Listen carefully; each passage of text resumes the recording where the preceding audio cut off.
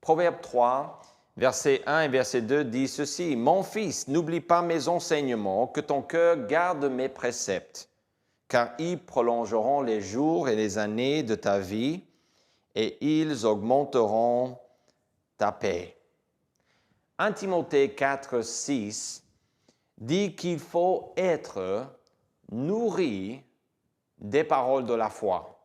Les paroles de la foi, c'est la Bible. Romains 10, 17 nous dit que la seule façon d'augmenter en foi ou de trouver la foi dans ce monde, dans cette vie, est dans la parole de Dieu. Donc, il faut être nourri des paroles de la foi. C'est notre responsabilité en tant que croyants. Je pense que c'est, n'est-ce pas, notre désir d'être nourri de la parole de Dieu. Pour être nourri de la parole de Dieu, il faut l'ingérer, c'est-à-dire il faut la lire. Mais il faut aussi la digérer. La digérer. Et cela veut dire qu'il faut l'étudier. Parce que quand on lit la parole de Dieu, pour bien comprendre ce qu'elle veut dire, ce qu'elle signifie, il faut étudier. Il faut comparer un passage biblique avec un autre passage biblique. Il faut parfois définir les mots qu'on trouve dans le texte. Donc, c'est tout un travail qu'il faut faire. Mais ce soir, nous allons voir qu'il faut aller un petit peu plus loin. Il faut aller un petit peu plus loin. Il faut la mettre en pratique. En fait, cette idée de se nourrir de la parole, de la Bible, veut dire que nous lisons la Bible, que nous étudions la Bible. Oui, ces deux choses sont indispensables. Mais il faut savoir que la raison pour laquelle nous lisons et la raison pour laquelle nous étudions la parole de Dieu est parce que le but ultime est de mettre la parole de Dieu en pratique. Quand on lit et étudie la Bible, nous sommes à la recherche de la signification, de sa signification pour nous, pour nos vies. Il faut aller plus loin. Il faut mettre en pratique la parole de Dieu. Il faut trouver dans ces paroles saintes ce que Dieu veut que nous fassions. Ça, c'est difficile, cela prend du temps et beaucoup d'efforts. Mais c'est tout à fait possible. La question, quand on étudie la Bible, quand on lit la Bible et on étudie la Bible pour la mettre en pratique, la question que nous nous posons est bien, et alors? Et alors? Quand on lit quelque chose, on se pose cette question, et alors, qu'est-ce que cela veut dire pour moi? Cette question nous aide à passer d'études à exécution, d'apprendre à appliquer la parole de Dieu. Et ça, c'est ce que nous voulons. Et on va parler de cela ce soir. La Bible ne peut pas avoir de la signification pour nos vies si nous ignorons ce qu'elle signifie. Encore une fois, la Bible ne peut pas avoir de la signification pour nous si nous ignorons ce qu'elle signifie. Il faut la lire et l'étudier, mais le but ultime est de la pratiquer. La pratiquer, la mettre en pratique, de faire ce que Dieu dit. Il y en a des gens qui sont contents, ils se contentent d'écouter la parole de Dieu sans jamais la mettre en pratique. Nous voulons éviter ce piège parce que c'est très dangereux de vivre une vie comme ça. Un verset qui parle de ça est Jean 13, 17 qui dit ceci. « Si vous savez ces choses, vous êtes heureux, la parole de Dieu dit, pourvu que vous les pratiquiez. » Pourvu, à condition que vous les pratiquiez. Ça, c'est Jean 13, 17. Jésus-Christ a dit cela à ses disciples plus ou moins 24 heures avant de mourir sur la croix. Il a dit, si vous mettez en pratique la parole de Dieu, vous serez heureux. Wow, quelle bénédiction, n'est-ce pas? Donc la question qu'on a ce soir est pourquoi pratiquer la Bible? Pourquoi pratiquer la Bible? Proverbe 3, versets 1 à 2 sont bien notre texte. Et on a lu ça déjà, mais on va encore relire une petite fois. « Mon fils, n'oublie pas mes enseignements et que ton cœur garde mes préceptes, Verset 2, car il, là, il parle de ses enseignements et de ses préceptes, quand il dit il. Verset 2, car ils prolongeront les jours et les années de ta vie et ils augmenteront ta paix. Je vais vous donner 2 raisons ce soir, 2 raisons pour lesquelles nous devrions, ou vous devriez, pratiquer la parole de Dieu. Nous savons que nous devons le faire, n'est-ce pas? C'est quelque chose qui est très clair en Jacques, en Jean. Ici, dans ce texte, Proverbe 3 le dit aussi en verset 1, qu'il faut le faire. Il ne faut pas oublier. Il ne faut pas oublier la parole de Dieu. Il ne faut pas mépriser. Il ne faut pas abandonner. Il ne faut pas arrêter de pratiquer, de vivre la parole de Dieu. Mais il faut la garder. Il faut être attentif à la parole de Dieu et veiller ou prendre soin de la parole de Dieu, dans le sens qu'on fait ce qu'elle dit de faire. Donc ça, on le voit très clairement dans ce texte et on sait qu'il faut le faire. Mais j'aimerais bien vous donner 2 raisons pour lesquelles nous devrions le faire, pour nous encourager. Donc, numéro 1, parce que vous faites partie de la famille de Dieu. Évidemment, pas chaque personne qui écoute cette étude est sauvée. Pas tout le monde qui écoute ce message ira au ciel ou a une relation personnelle avec Dieu. Mais si vous êtes sauvé, cette première raison est pour vous, parce que vous faites partie de la famille de Dieu. Regardez verset 1, « Mon fils ». Il dit « Mon fils ». Mais il dit aussi « N'oubliez pas mes enseignements ». Donc c'est Salomon qui parle à son fils, à quelqu'un de sa famille. Il transmet cette information à sa famille et il le dit « Mon fils ». Et plusieurs fois, il le dit en verset 11, il le dit aussi en verset 21 et d'autres fois, plus de 20 fois, il dit « Mon fils » dans le livre de Proverbes. Et on parle aussi des filles ou de ses, au pluriel, ses fils au pluriel. Donc, on est dans un contexte ici où il est en train de dire à sa famille quelque chose qui vient de Dieu. Mais c'est important à comprendre que la raison pour laquelle nous devrions vivre ce que la Bible dit est parce que nous sommes dans la famille de Dieu. Jésus-Christ l'a dit ainsi. Il a dit que mes brebis entendent ma voix et elles me connaissent.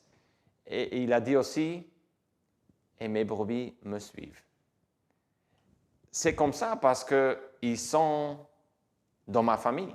C'est mes brebis. Donc ici, quand on voit tout de suite cette idée de mon fils, cela me fait penser à cela. Mais c'est plus que ça parce qu'il dit mes enseignements et mes préceptes.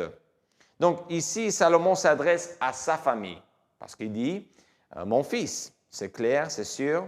Mais bien sûr qu'il nous parle aussi. Cette parole a été inspirée par le Saint-Esprit. C'est sous l'inspiration du Saint-Esprit qu'on a chaque texte dans la Bible. Donc, Dieu est l'auteur. Il a utilisé Salomon pour transmettre un message qu'il voulait qu'il transmette à son fils, bien sûr, mais aussi à nous tous. Donc, n'oublions pas cela, c'est très important. Il s'adresse à sa famille. Là où les livres de Moïse, ce qu'on appelle le Pentateuque, les premiers 5 livres de l'Ancien Testament, les Juifs appellent ces 5 livres de l'Ancien Testament la Torah. Mais là où ces livres, par exemple, semblent trop rigides et durs ou sévères, le point de vue ou l'optique de ce livre de Proverbes est que le lecteur est assis autour d'une table où ses parents lui donnent des conseils qui viennent de Dieu. Ça, c'est le contexte ou l'ambiance qu'on a ici quand on lit les proverbes. Ce n'est pas très compliqué de lire les proverbes. Bien sûr qu'on ne comprend pas toujours ce qu'on lit, mais beaucoup de gens aiment lire les proverbes tous les jours, comme les psaumes ou d'autres livres. Peut-être vous avez votre livre préféré, mais on est dans des choses qu'on comprend, avec des choses qui sont bien illustrées et bien expliquées. Donc, on parle de la loi de Dieu ici, mais on le dit d'une certaine façon qui est plus peut-être facile à digérer.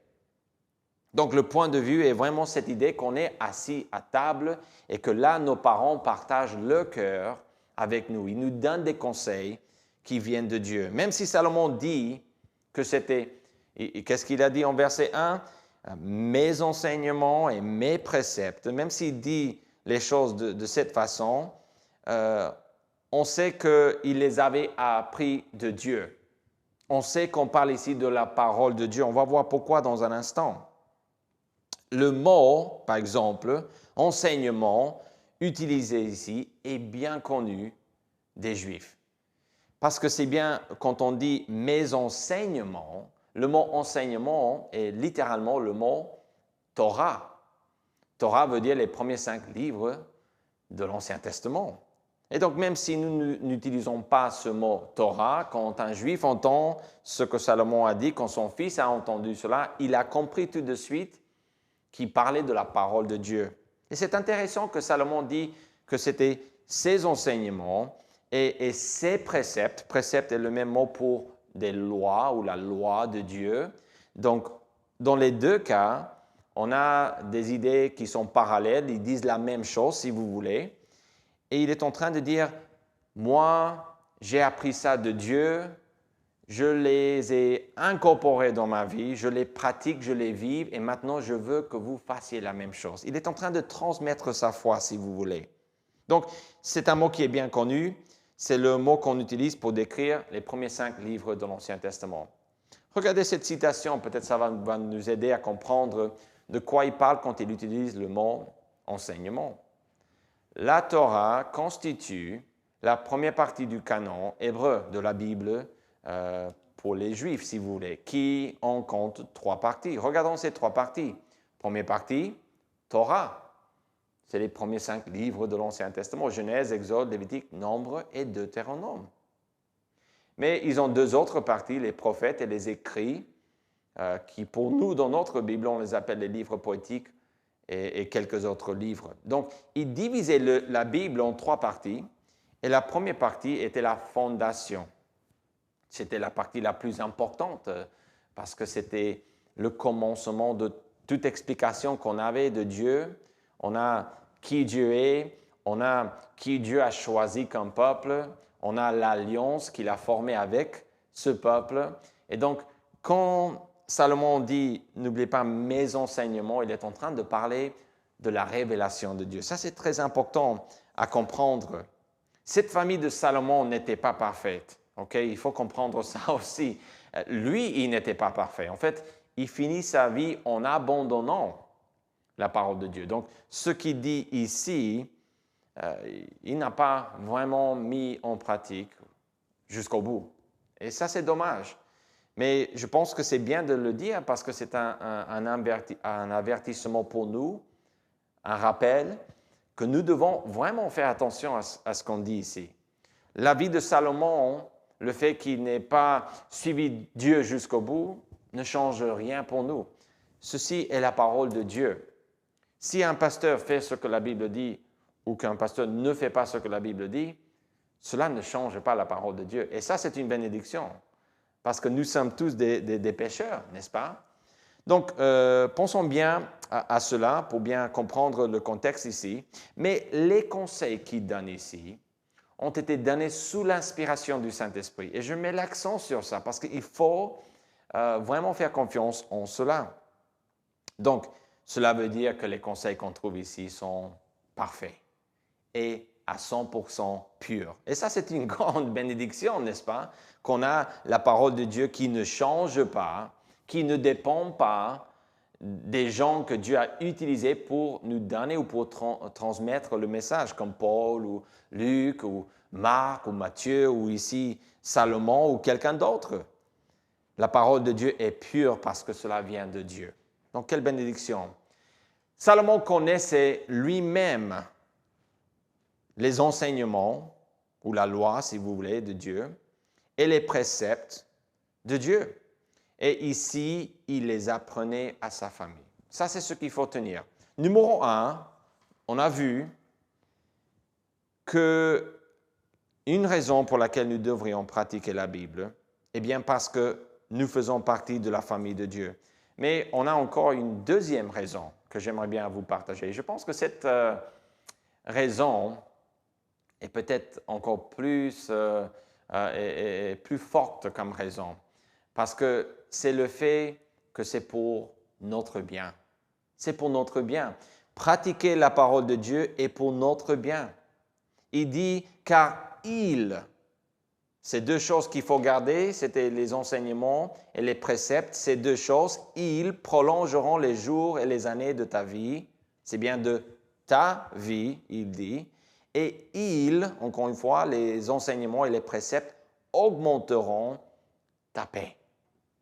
Tout de suite, on voit, quand on lit verset 2, qu'il y a quelque chose de bien pour moi. Je peux avoir plus de quelque chose.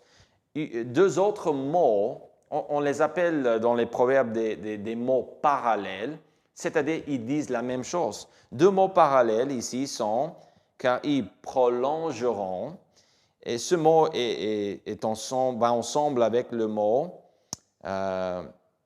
augmenteront, c'est-à-dire plus. On parle de la même chose. On parle d'avoir plus de quelque chose. Donc, quelle est la bénédiction? Pourquoi est-ce que je devrais pratiquer la parole de Dieu? Il y a énormément de raisons et il y a aussi énormément de bénédictions. Jésus a dit en Jean 13, je vais être heureux. Ici, on parle de la paix. On parle d'avoir une vie qui est longue et remplie d'années, de jours, et avec plus de paix.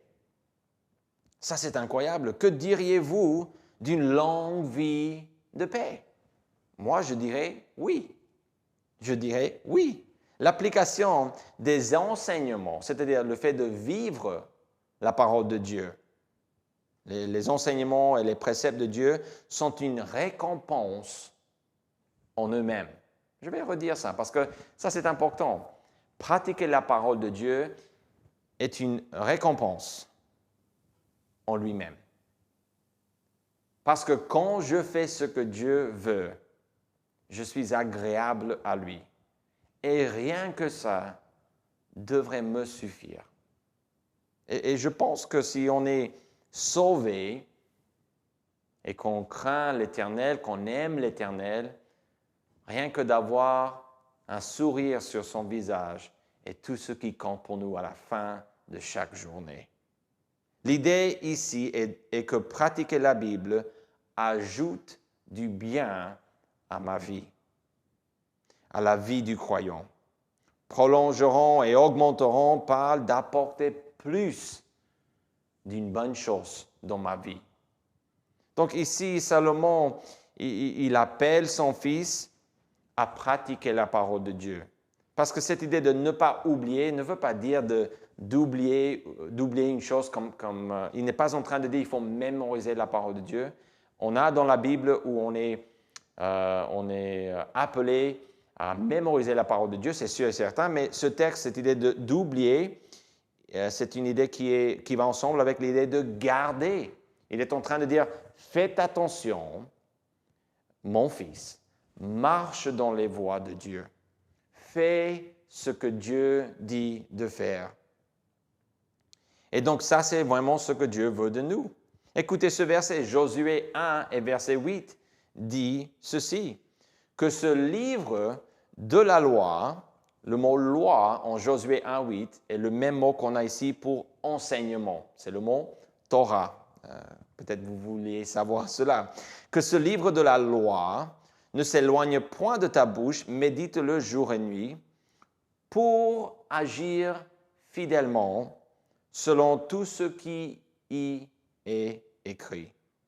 Car c'est alors que tu auras du succès dans tes entreprises. C'est alors que tu réussiras. Josué 1, 8. Donc, on a le même message.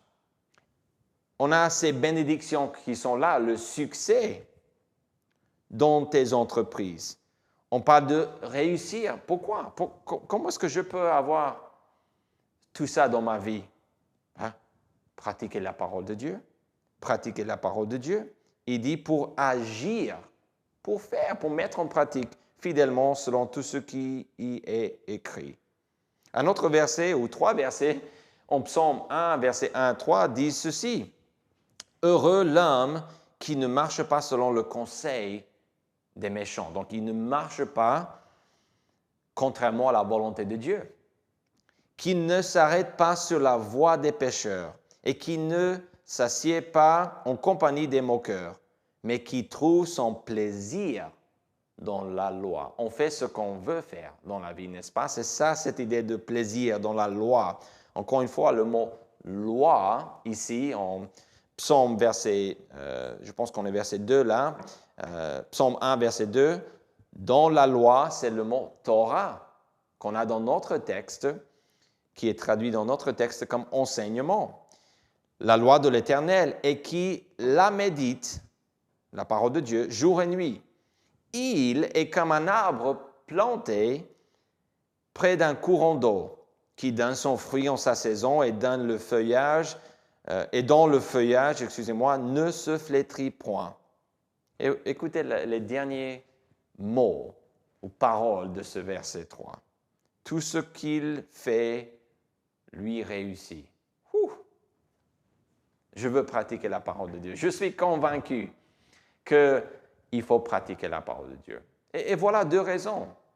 Parce que si je suis un enfant de Dieu, je devrais vouloir le faire. C'est ça la raison pour laquelle Jésus-Christ m'a sauvé.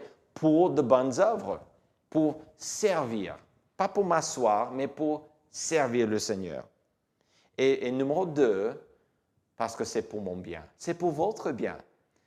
Pratiquer la parole de Dieu est pour notre bien. Le but de lire est d'étudier la Bible et de la mettre en pratique. Oui, il faut lire la Bible. Sans comprendre, il faut la lire tous les jours, lire la Bible. Mais il faut l'étudier aussi un petit peu tous les jours. Pourquoi? Parce que le but est de la mettre en pratique, de ne pas oublier ce que Dieu veut que je fasse. Une personne sage devient un enfant de Dieu pour qu'il puisse pratiquer la parole de Dieu. Il faut être sauvé. Il faut avoir une relation personnelle avec Dieu. La parole de Dieu dit « Mon fils ». Jésus-Christ a dit à ses disciples « Vous êtes heureux si vous faites ce que je vous dis de faire. Vous êtes heureux. » Pas le monde, c'est réservé à la famille de Dieu. Donc, comment est-ce qu'on peut être sauvé? En se repentant et en croyant en Jésus-Christ une fois pour toutes. Ça, c'est le salut. C'est le début d'une vie de service au Seigneur Jésus-Christ. Mais une croyante et sage, qui est sage plutôt, passe d'étudier à exécuter la parole de Dieu, d'apprendre à appliquer la parole de Dieu. Si vous êtes un enfant de Dieu et que vous voulez être sage, il faut que vous passiez d'apprendre à appliquer. Il n'y a pas d'autre façon pour arriver à la sagesse dont on parle ici en Proverbe 3, 1 et 2. Ce qui distingue un croyant sage d'un croyant insensé n'est pas sa connaissance, mais son obéissance. Que Dieu nous aide à être obéissants, à mettre en pratique la parole de Dieu. Père Céleste, nous voulons mettre ta parole en pratique. Nous voulons vivre les choses que l'on voit dans la Bible. Et je sais que c'est difficile parfois, Seigneur, en lisant et en étudiant un texte. Parfois, c'est difficile, Seigneur, de trouver exactement comment nous pouvons vivre les principes que nous voyons dans ta parole. Mais je prie pour que tu bénisses chacun de nous, Seigneur. Avec quoi? Avec une bénédiction qui va nous aider à voir ce que tu veux que nous fassions, à découvrir ta volonté si tu veux, et à la mettre en pratique. Nous savons que tu veux, Seigneur, et nous demandons pour ton aide, au nom de Jésus-Christ. Amen.